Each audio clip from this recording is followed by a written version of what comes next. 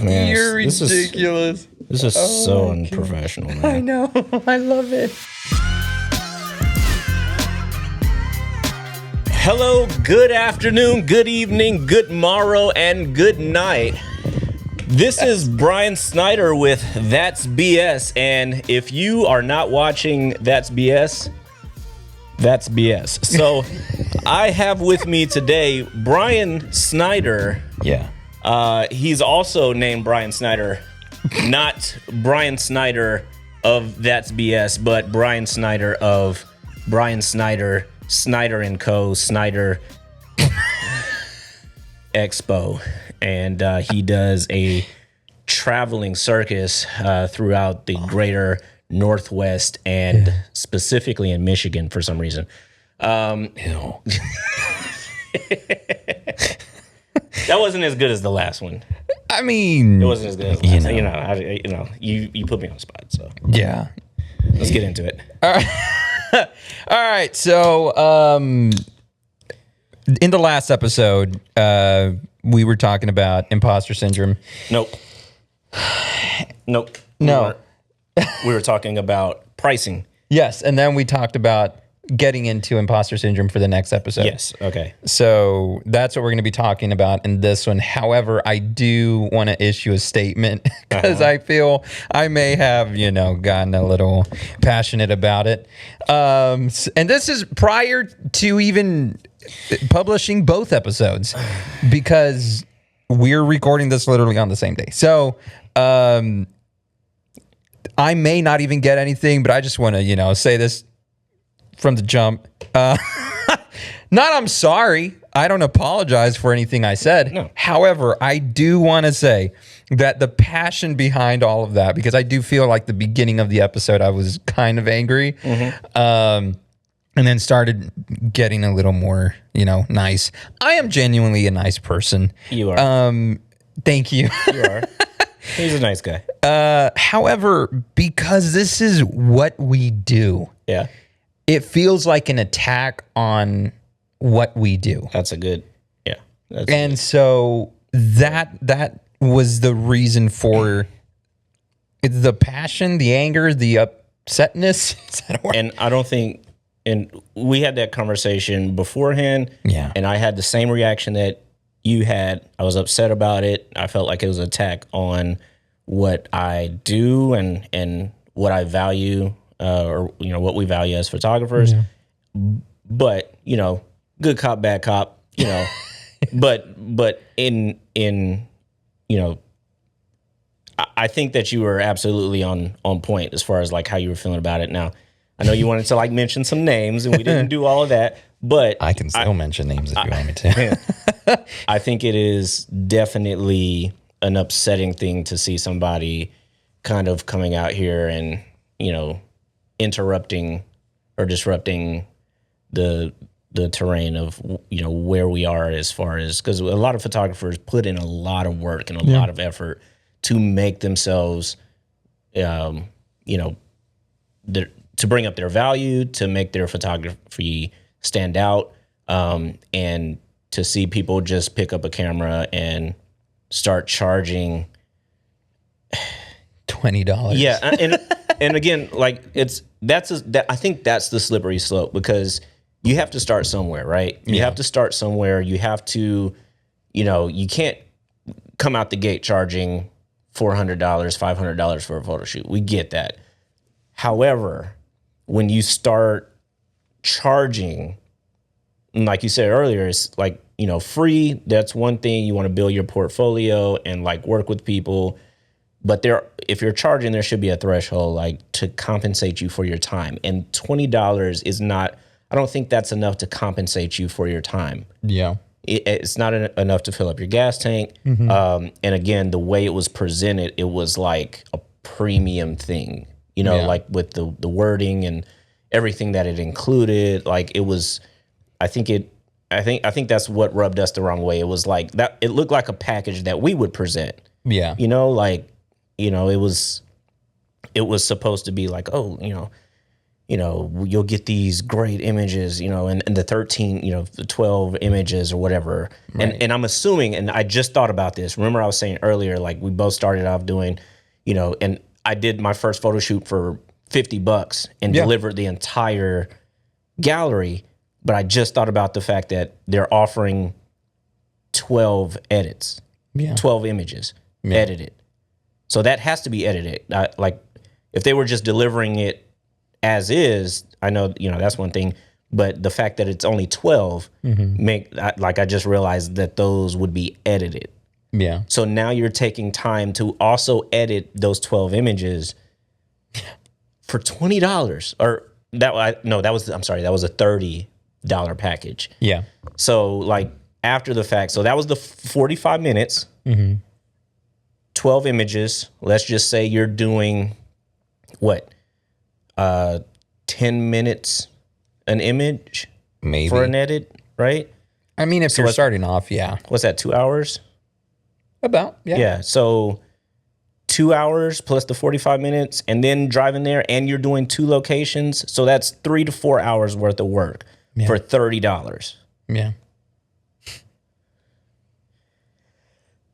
Okay. If that doesn't make the point, I'm just, we're talking to the wrong crowd then. So yeah, no, I'm with you. I mean, and that's the thing that, like, I get it. We all have a starting point. And so if you are that photographer and you came across the video and you're like, Brian, we need to talk. Like, I would love to have that conversation. I would love to be a part of that conversation. Yeah, and trust me, we're not gonna like go off on you. We're gonna be kinder. I mean, after playing some chess and stuffing our faces with a lot of good meat, like you want to talk about that?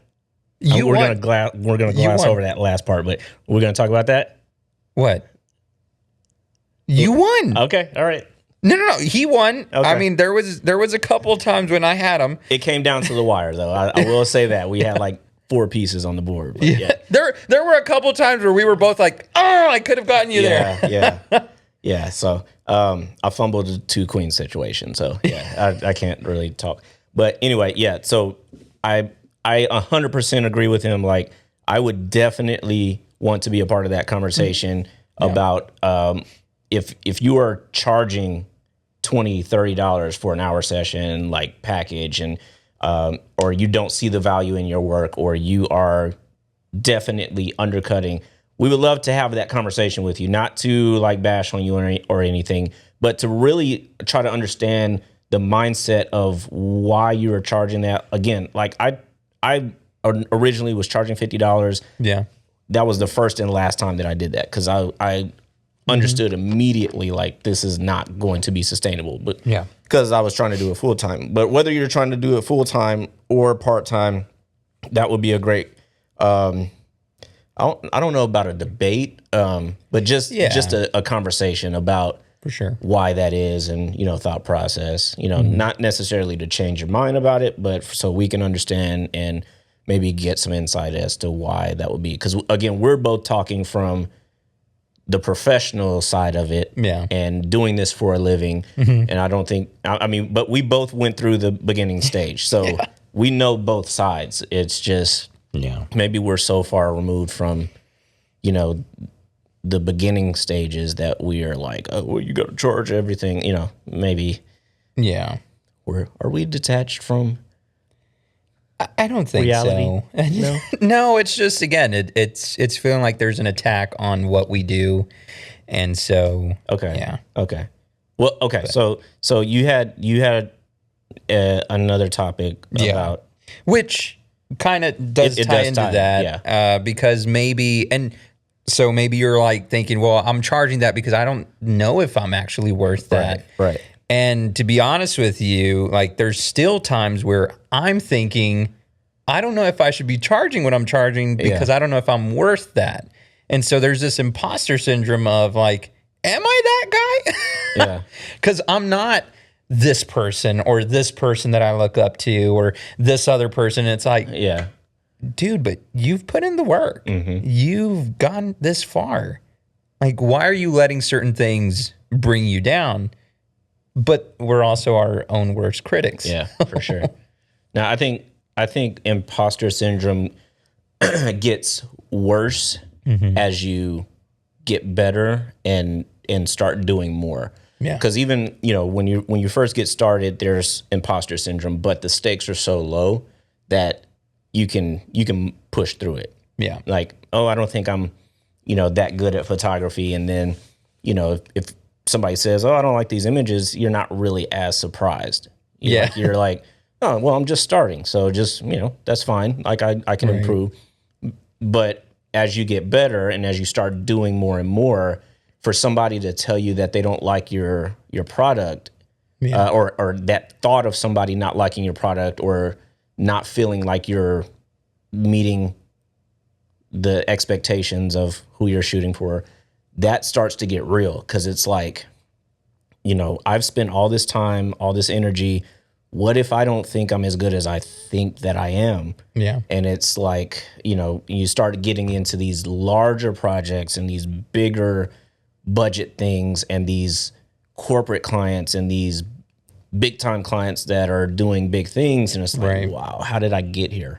Yeah. You know what I mean? Like, if only they saw, what I was shooting a couple of years ago, Yeah. like, there's no way that I would be here. But, I think imposter syndrome is something that everybody deals with, especially, having a business and running things yourself, not just in photography and videography, but just in general across the board.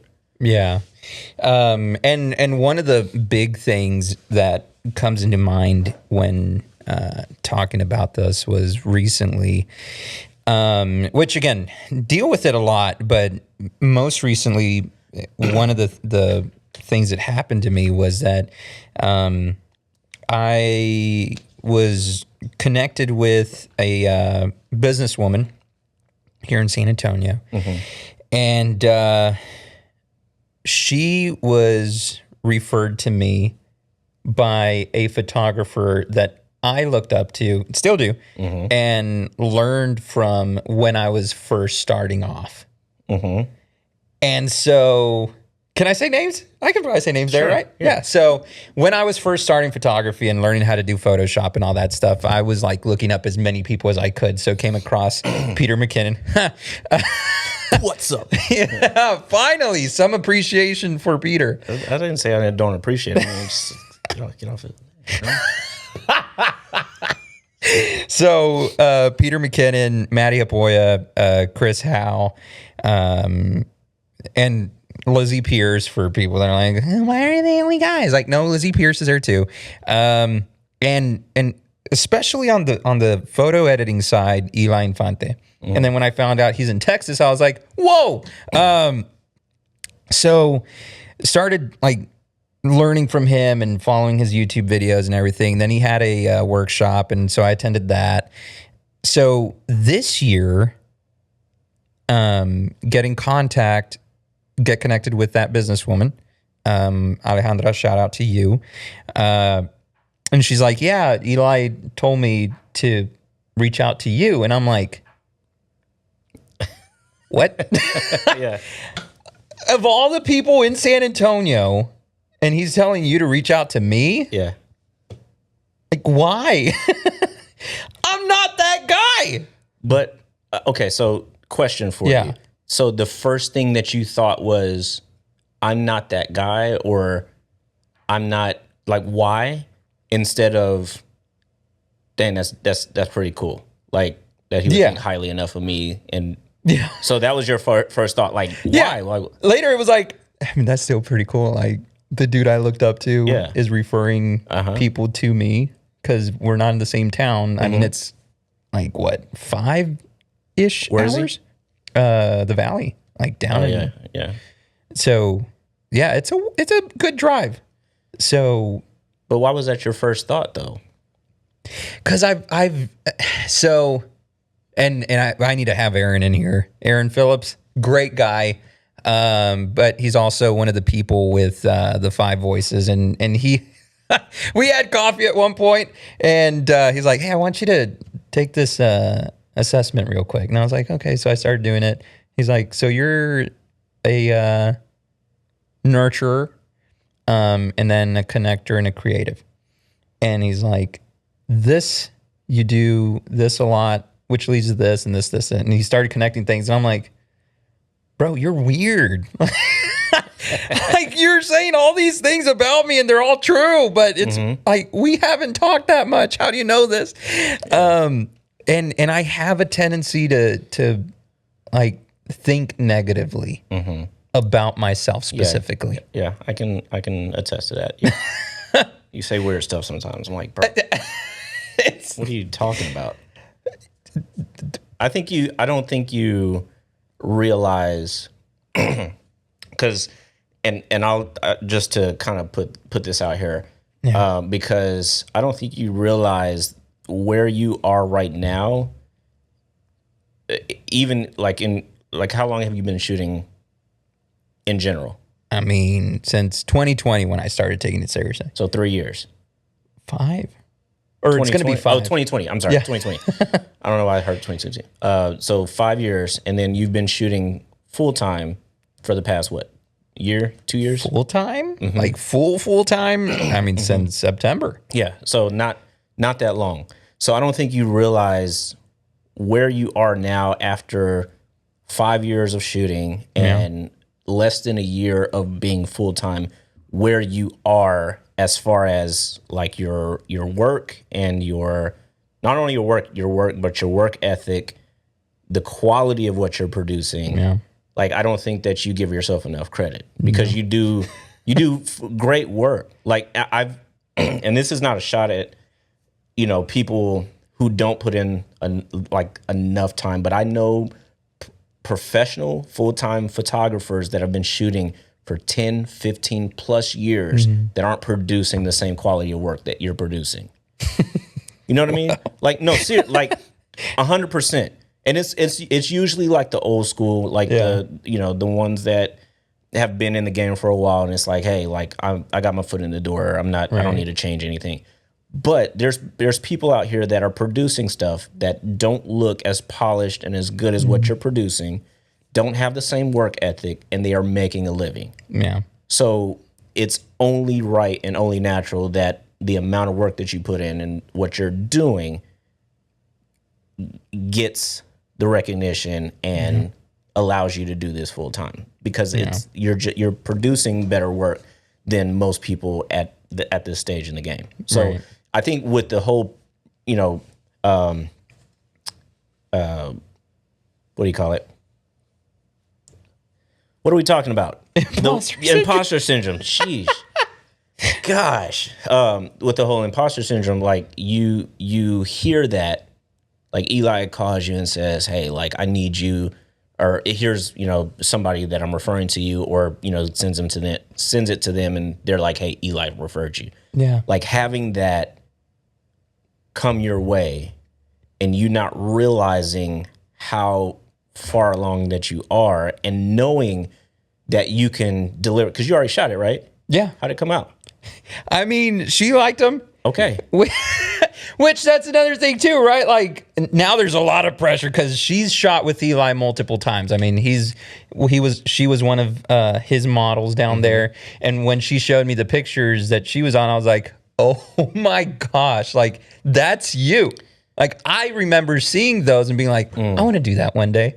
And I'm shooting the same model. Yeah.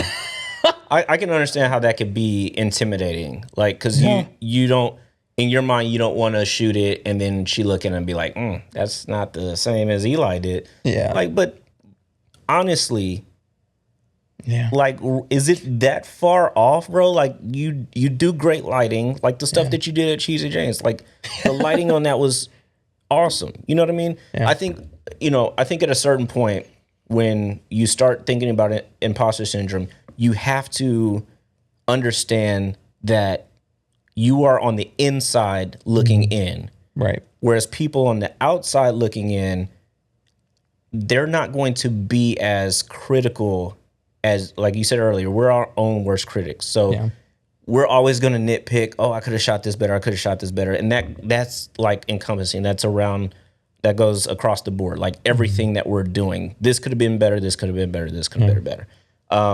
But I think overall, when people look at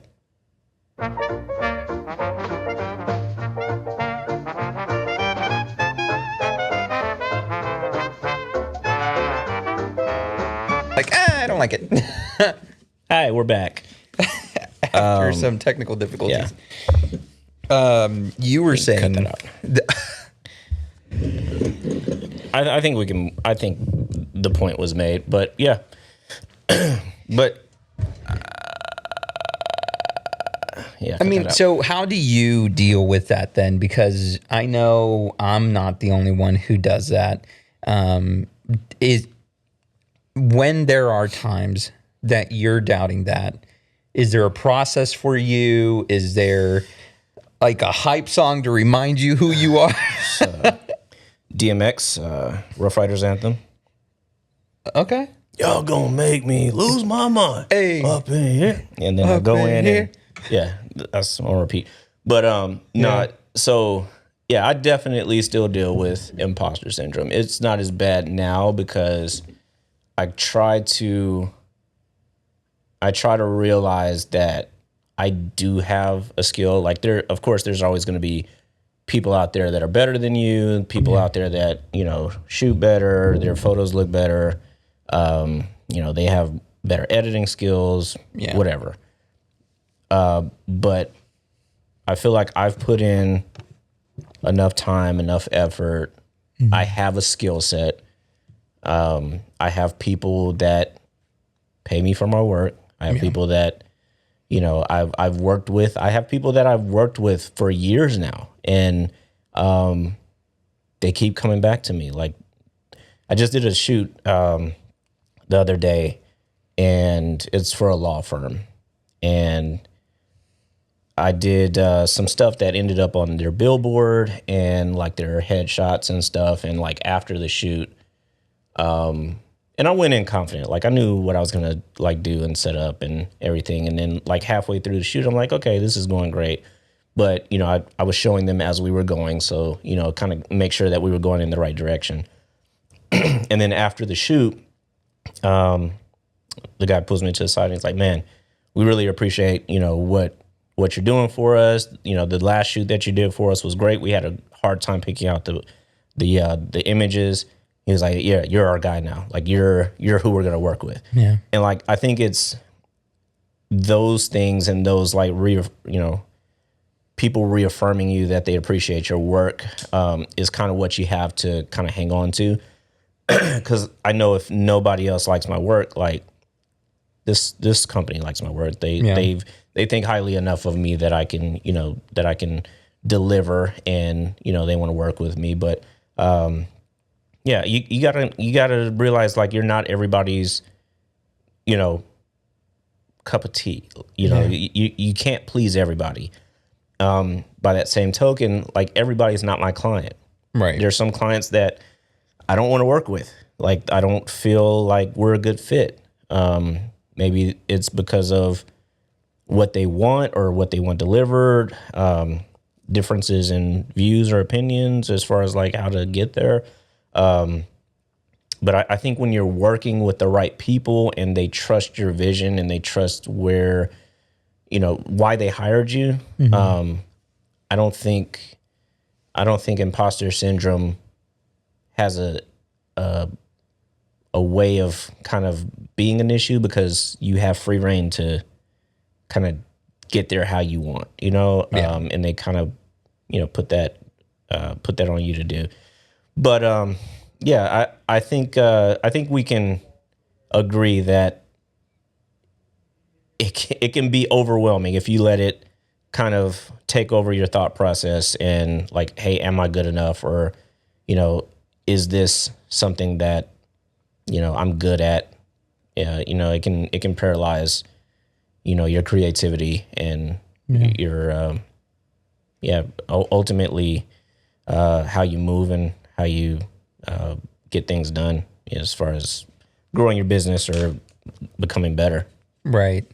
And that's the encouragement to people that like maybe you're in that space where you're thinking, well, I don't know if I'm that person. I don't know if I should be charging these prices. I don't know if my photos are worth that.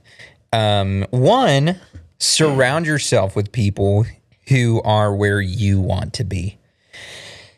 Two, surround yourself with people who are where you want to be. Like, so that's what I like to do.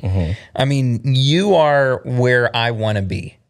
I've told you that multiple times. I'm like, goals. And I'm sure you probably think like, I'm just joking, but I've told you many times, like, no, I'm being serious. Like, one day I want to be like you when I grow up. And that's funny because like you tell me that, and then I'm like, bro, I'm trying to get Yeah. to the next level. Like, Yeah. like I don't know. I'm looking at somebody else like, man, I want to be where that person's at. Yeah. So I think there's a lesson there is like, we're always, you can always be better. Yeah. You know, you can always improve. And if you're not improving, then there's a problem there. Yeah. But there's always a next step or a next level to get to.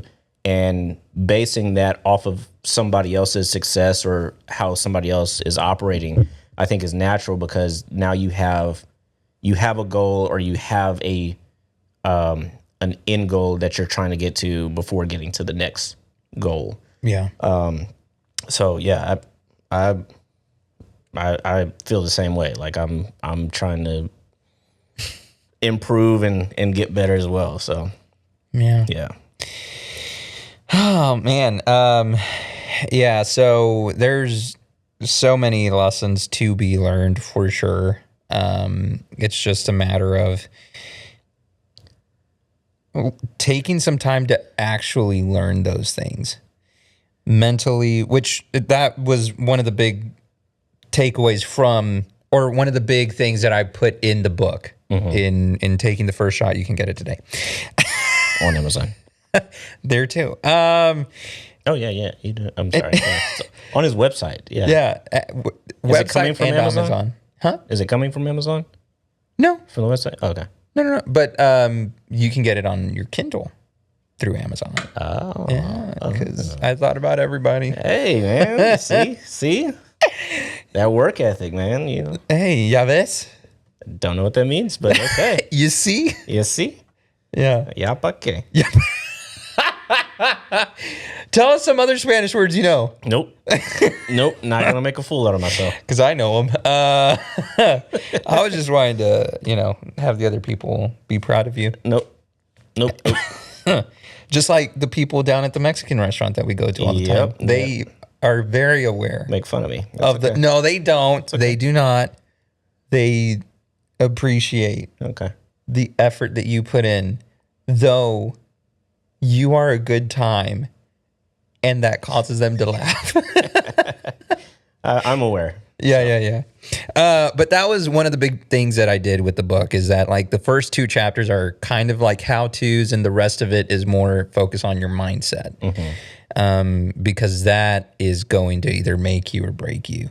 As you're starting a business, as you're starting a new hobby, if your mindset isn't right, then yeah, you're either going to quit real early, or you're going to be like, no, I can do this, and I'm going to have to get through the hard part and, eventually make it. And in cases like this too, like the imposter syndrome thing, that's a mental thing. Because you can look at your work and be proud of it and know that you are that person. But again, then there's those times too where you're like, I doubt myself a lot. But by surrounding yourself with people who are where you want to be and hearing their feedback and being like, no, I actually like what you're doing. So like, I was about to tear up when you were like, that you're doing it and you're doing good and all this stuff. And I'm like, no, I'm not. Stop it.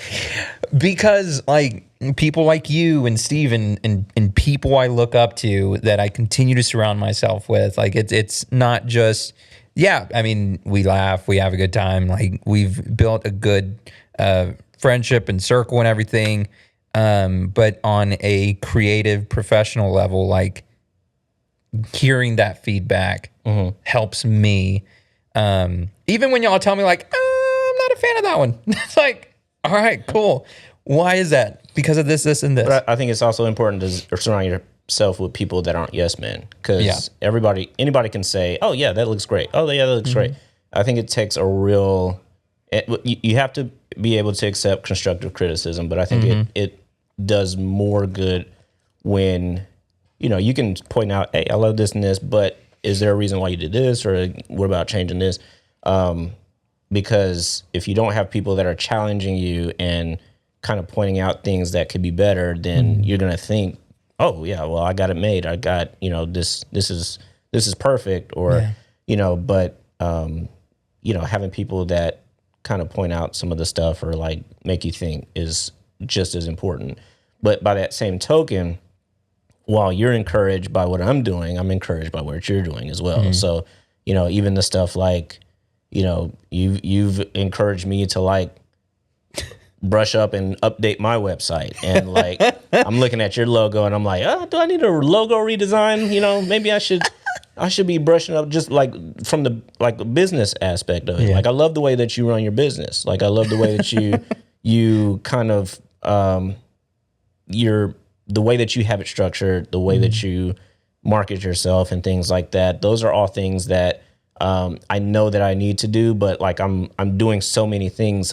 I'm always looking over, glossing over that, right? Yeah. But I know how important it is, but like to see you doing stuff like that and like taking care of the back end and like publishing the book and like, your videos that you post all the time. Like I tell myself all the time, like, man, I want to do more videos. Like I want to get back to the whole Reels thing and like the king. And it's like, I could have the time, I could do it, but then I always push it off. But then I see you doing it and it's like, bro, like, just do it. Like Brian's doing it, like he makes it look easy, like effortless, and then it's like, okay, well, it's just a matter of getting it done, right?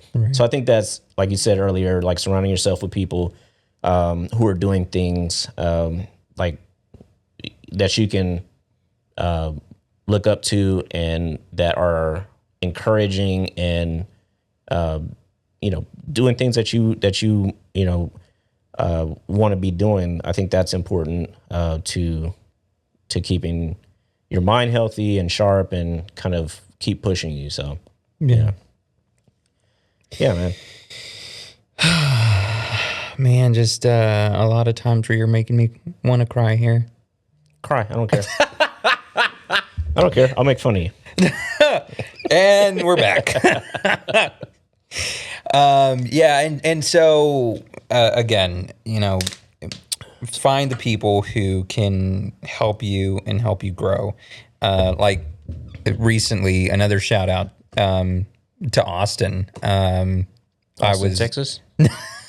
That too. I heard he's a carpenter.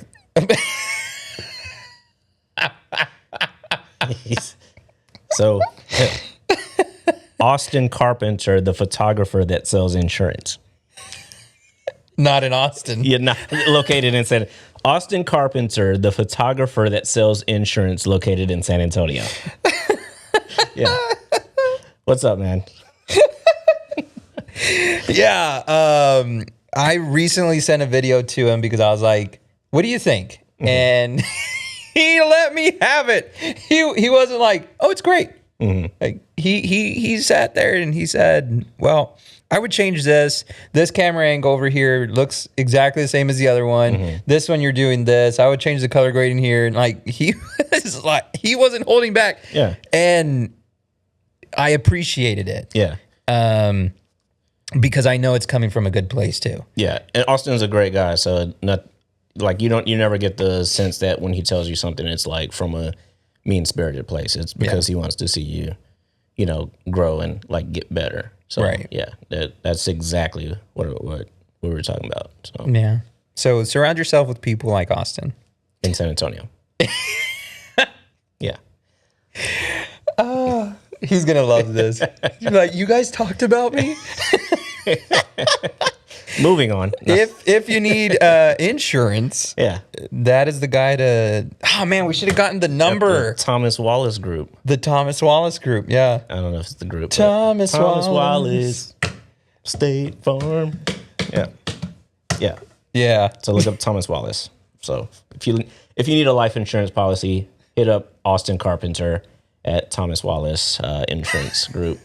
At State Farm. Yeah, and if he signs a policy, I think we get like what 40%. I think so. I think that's what he said. Yeah. So use code TJBS. Okay. No, so that is just the encouragement for y'all. Like, again,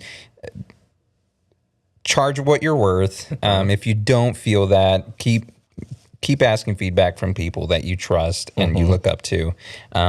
Surround yourself with people who can help you grow and get better.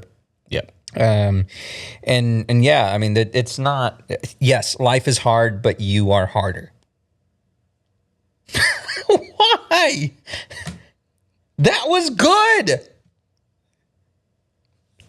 Don't look at him. Pause. Bro, like you could have went your entire life without and you looked me in my eyes, bro. You looked me in my eyes when you said that. That's the problem. That's the problem. You don't look at another man and like and life is hard, but you're hard. No, bro. Like I take back everything I said about you. In my own mind, it made sense. Life sucks. Life is hard. Here we go. But you're stronger. You're brave. You're courageous.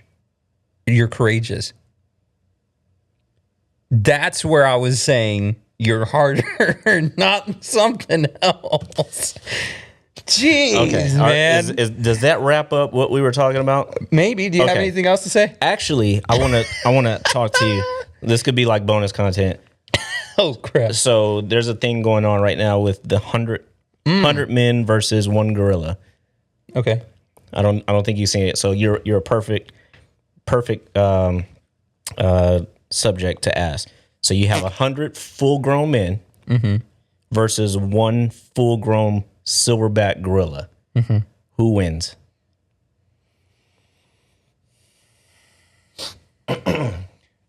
Are the men like just regular average Joe? Doesn't specify, but let's just say the strongest, most athletic, because it just says 100 men. So let's just say we have the top, strongest men and athletic and yeah. Okay. Listen, I'm gonna go with men. Okay, explain. So, I mean, you're talking about 100. I do have to say, again, if these are the strongest, most athletic men, then the men. Okay. If they look like me, then the gorilla. Okay. So okay, let's stick with the strongest and the most athletic. Just 100 top contestants in as far as men in the men category and one full grown at its prime silverback gorilla. Yeah. Like Men. okay, why? Because what's the thought process? Why is that? So we're talking about strong, athletic men going at this gorilla at the same time. If they're each individually going, okay, you're going to get screwed. Right. But if they all go at the same time, Jump in the gorilla. jump in the gorilla and just, let them have it, then the gorilla should. Do you have a video of this? No, Okay. I want to pull up. Yeah, I don't think the gorilla has a chance against full-grown, strong, athletic men. Okay, so there are some, and originally I thought the same thing, right? So I'm like 100 men versus a silverback gorilla. So my thought process was you have 20 holding one arm, you You have 20 holding the other arm. You have 20 holding one leg. You have 20 holding the other leg. That's 80. So you still have 20 more that can be throwing punches. Yeah. I would go for the throat, ba chop, Yeah. full blown into the gorilla throat, Yeah. gouging eyes, and then trying to block off airways, like the nose, like trying to keep the mouth and nose closed, right?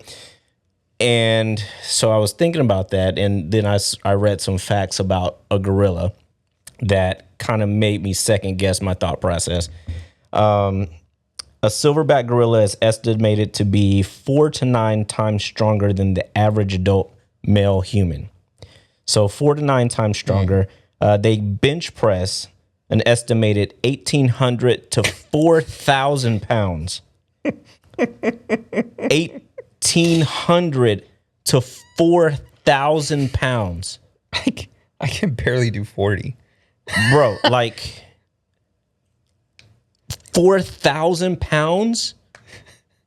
So they have a bite force of 1,300 PSI, stronger than that of a lion and a great white shark. So they could literally bite through your arm, your head, whatever, right? And they have a grip strength of 1,300 to 2,000 PSI, strong enough to crush bamboo. And theoretically, they could take you and break your spine, like take you and snap you in half. Jeez.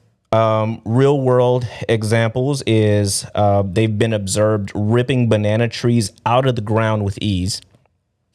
In zoos and sanctuaries, caretakers say they can bend steel bars, tear through reinforced doors if agitated. So I'm assuming that this gorilla that's having to fight 100 men is going to be agitated, very agitated.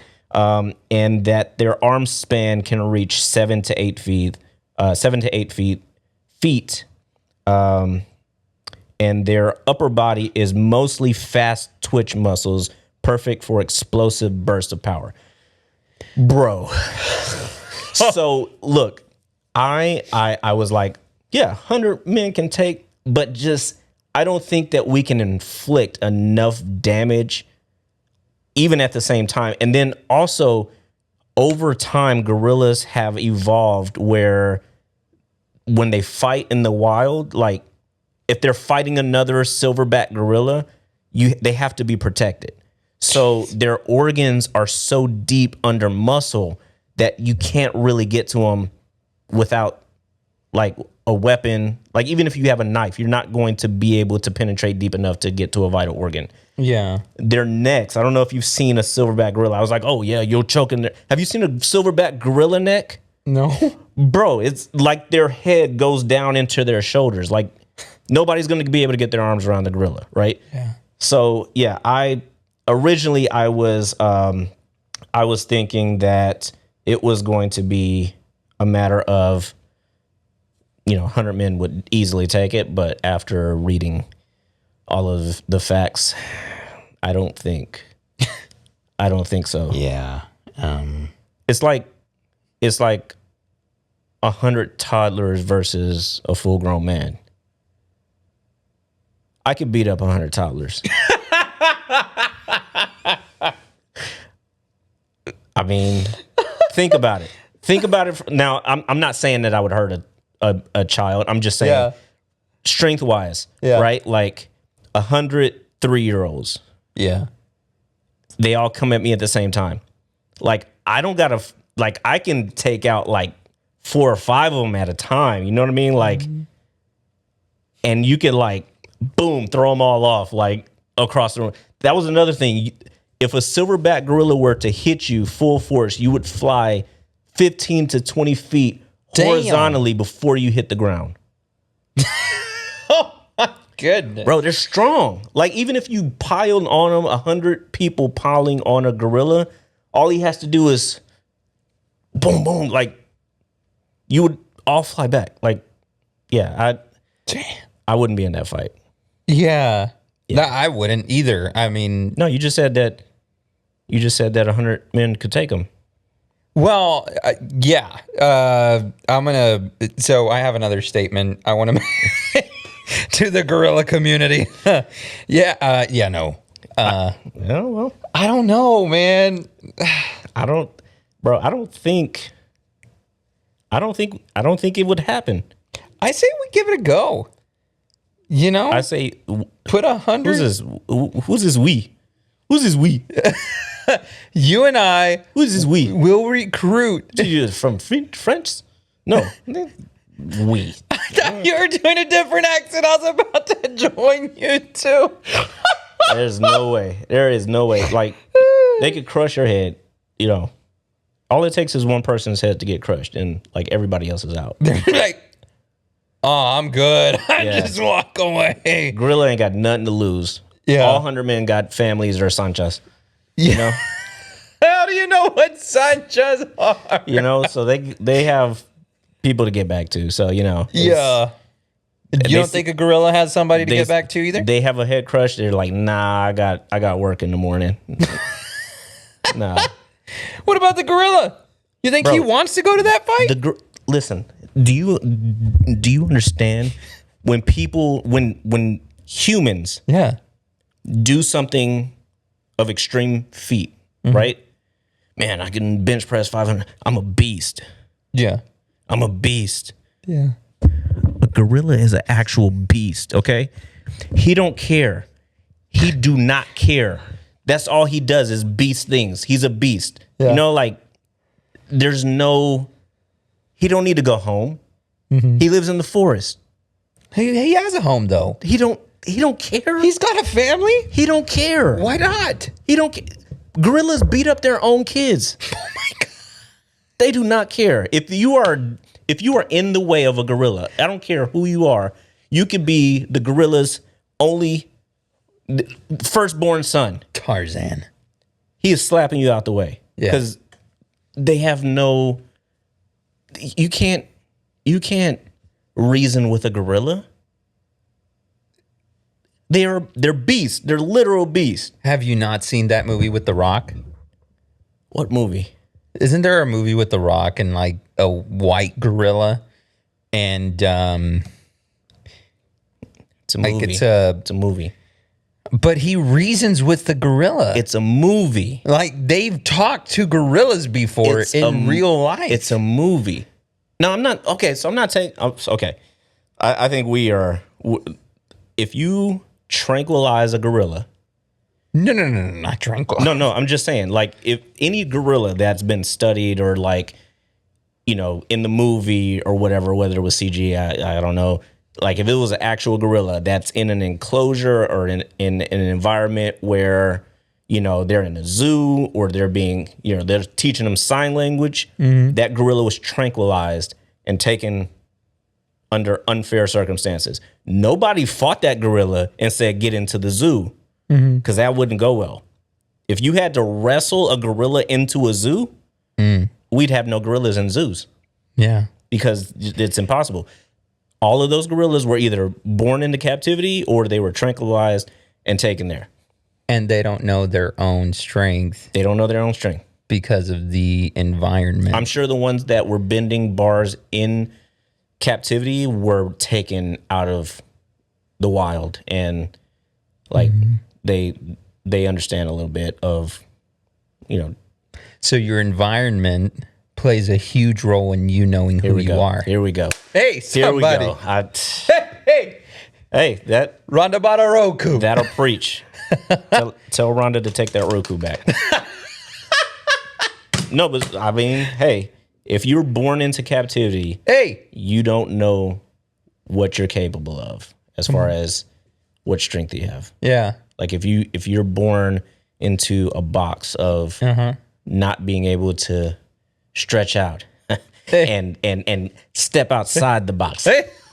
You don't know what you're capable of. Yes. You don't know what bars you can bend. You don't know how many men you can beat up. You have to choke a you have to Wayne Brady and choke. Hey, you got to have that gorilla mindset. No, but yeah, that's that's a debate that's going on, and yeah, I think it's pretty obvious that a gorilla would win. We should start a clothing line. Random. So random. Gorilla Mindset. Or no. A series or a podcast series called Gorilla Mindset. Ooh. That sounded like a gorilla, didn't it? Ooh. Gorilla Mindset. Let's see. I believe that's already taken. You like that? Just Let's see. Gorilla Mindset. It's a book. By we're gonna do it better. Mike Cernovich. See? No one even knows who that is. Sorry, Cernovich. Yeah, it's a book. Okay. Gorilla Mindset coming soon. The podcast. Yeah. Yeah, I don't know, man. I just wanted to get your opinion on that because it's going around. That's all. Yeah. I don't have any desire to fight a gorilla. Hey, if you did though, I'd cheer you on. I got to shoot this weekend, so yeah, I won't be fighting any gorilla. Well, that's fair.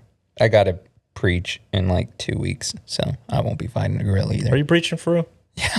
Mother's Day. You're preaching on Mother's Day? Yeah. You're an ordained minister? Yeah. Are you serious?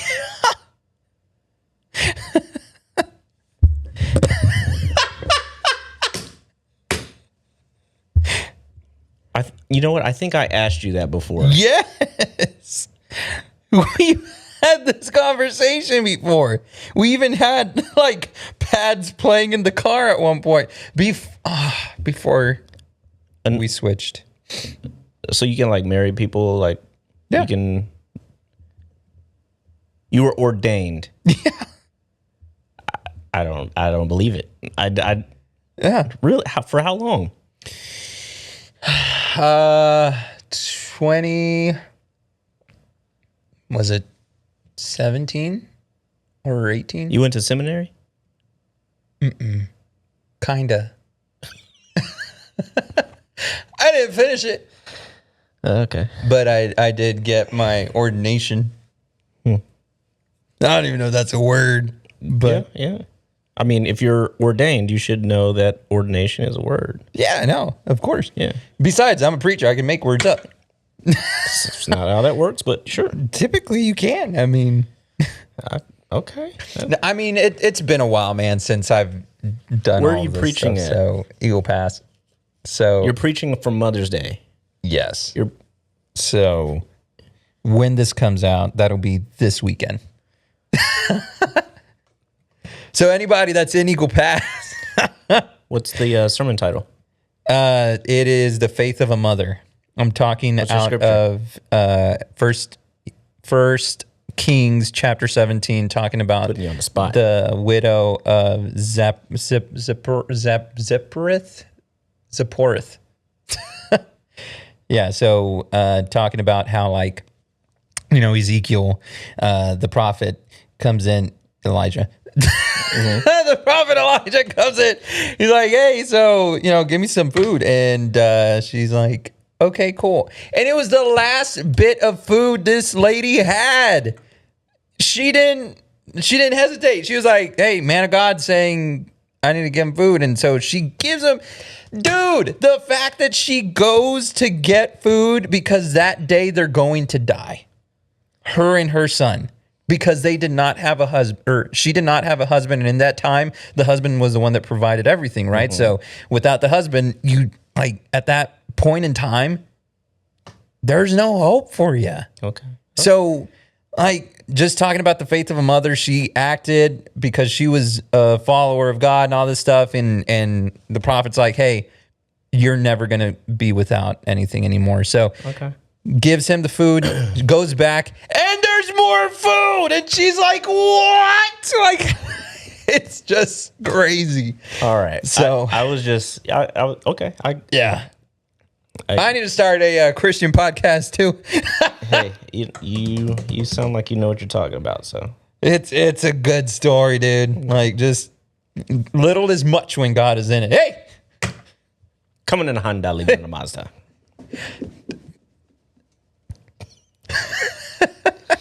So I heard that speaking in tongues is actually a language. Seriously. That speaking in tongues is actually a language. Mm-hmm. So in the Bible,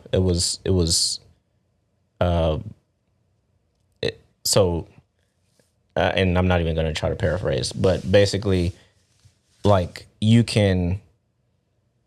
there was actual words like that you would speak in tongues, and like there's a lot of people now that speak in tongues, but it's so far off or deviated from the original. It's just noises, right? And so, I thought that was interesting that.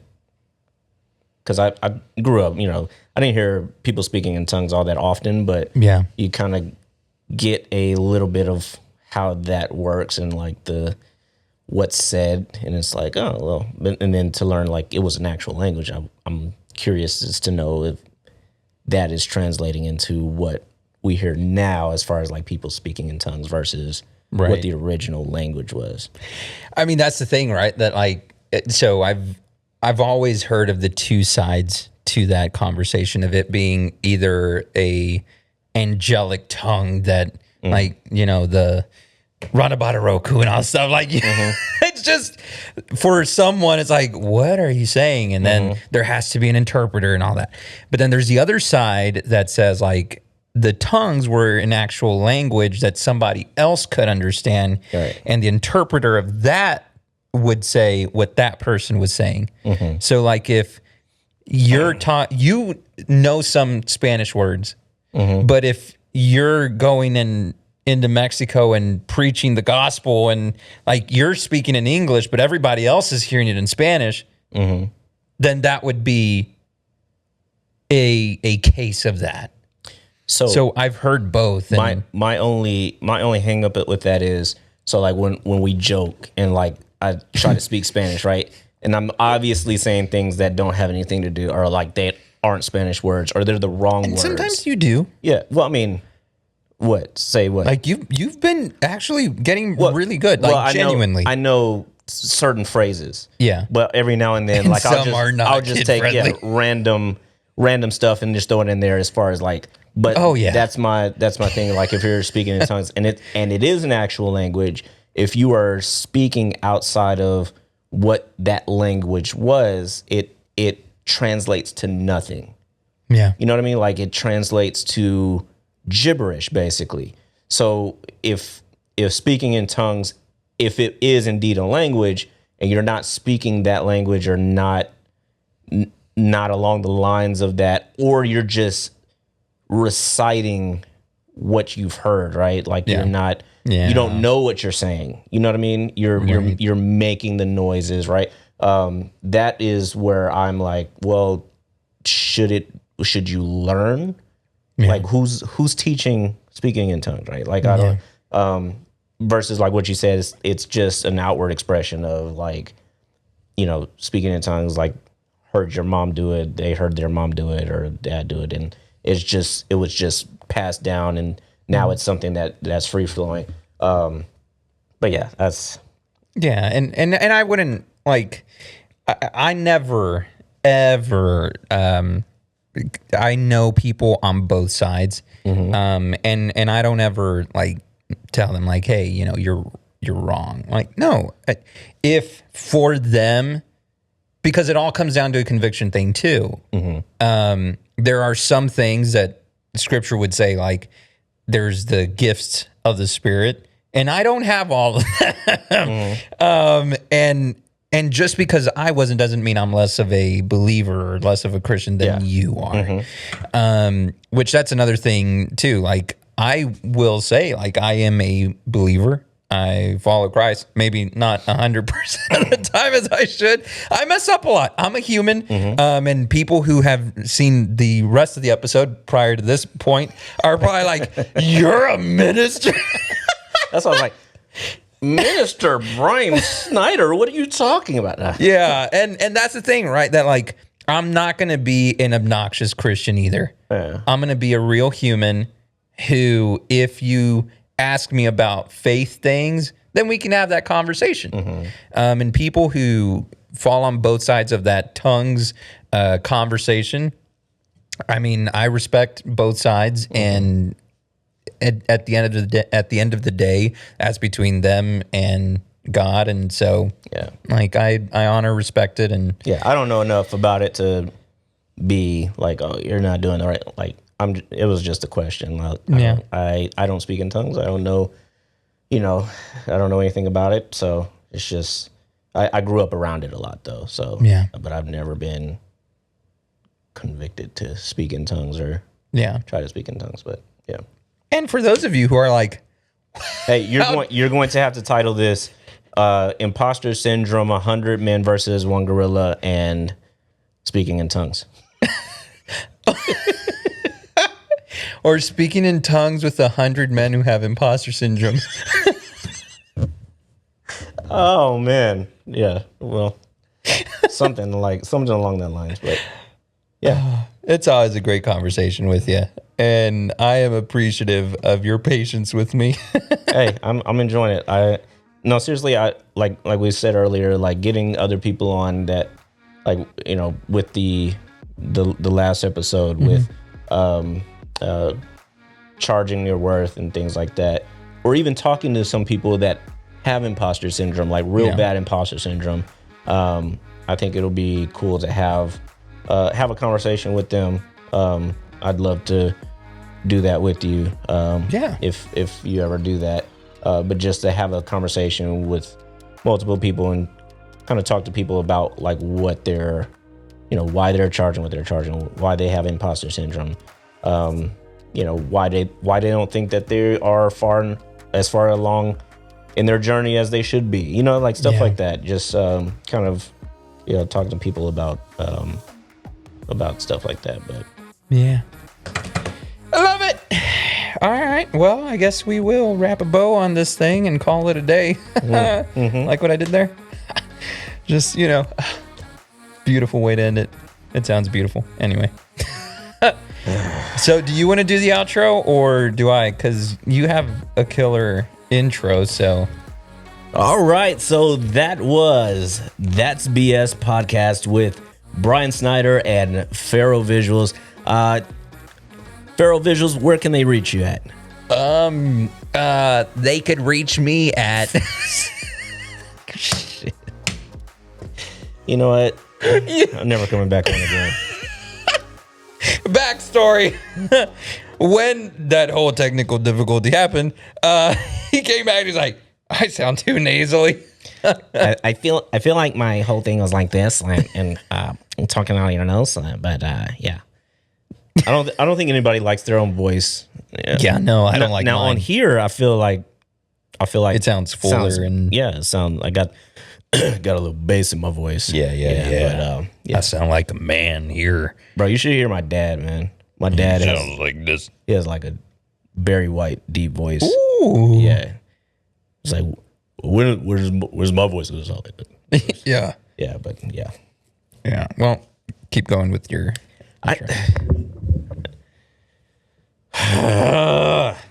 All right, everybody. That's going to do it for That's BS. Find us on social. I don't want to do this, bro. No, I got to think too hard. Just, the outro. Oh, gosh. Well, that is another episode of the That's BS podcast. Go ahead, follow them on Instagram at Pharaoh Visuals. Also, the Brian Snyder. Check us out on TikTok. Are you on TikTok? I have a TikTok, but I haven't posted on there. Well, See, that's the thing. I'm going to get back on all of my social medias and try to get caught up on that. But yeah, because why not be the king of Reel, be the king of TikTok again, do all that good stuff. So go ahead and follow him. Check out his website at pharaohvisuals.com and mine at thebriansnyder.com. Is there anything else that we need to be aware of? No, just happy Mother's Day to your mom. This will be airing, I think, the week of, if I did the math correctly. I'm literally doing the math in this episode. So, like, if that is the Wednesday before Mother's Day. Happy Mother's Day to your mom. Happy Mother's Day to your wife. Happy Mother's Day to your mom, who I met over the phone the other day. Yeah. Yeah. So now y'all got to meet in person too. yeah. That is great. But yeah, so yeah, have a great rest of your day. Drink a good glass of sweet tea. Tell somebody that you love them, and remember, the only BS you have to deal with is in the name.